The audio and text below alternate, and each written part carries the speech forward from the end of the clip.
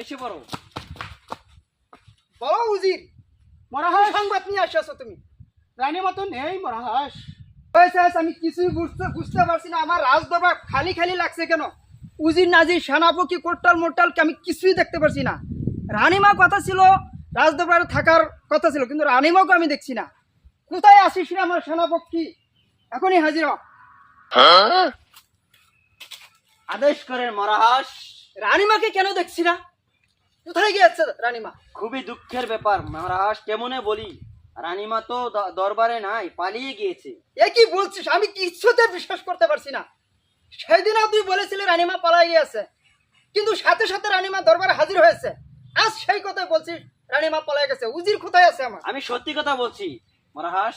উজিরকে আসতে বল আমার রাজ দরবারে। হাজির হো উজির। আদেশ করেন মরাহাস। বল রানীমা কোথায় গিয়েছে? রানীমাকে কেন দেখতে পারছি না আমি? রানীমা রানীমা আজকে আসে নাই রাজপ্রাসাদে?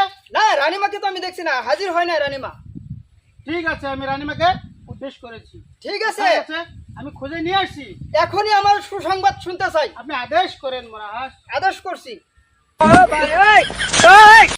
আমার কথা তো বিশ্বাস করলেন না মহারাজ।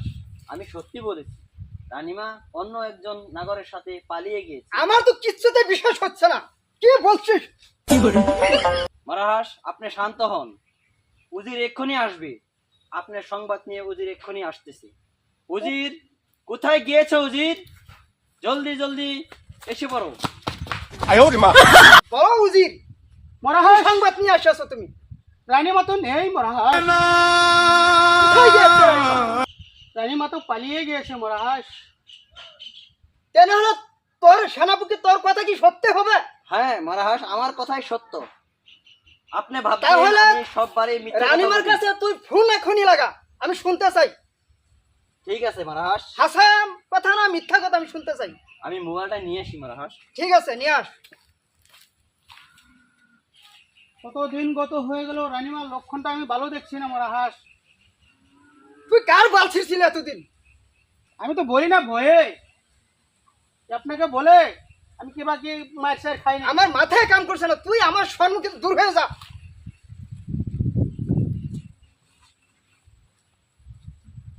কোথায় সেনাপতি? এত দেরি হচ্ছে কেন?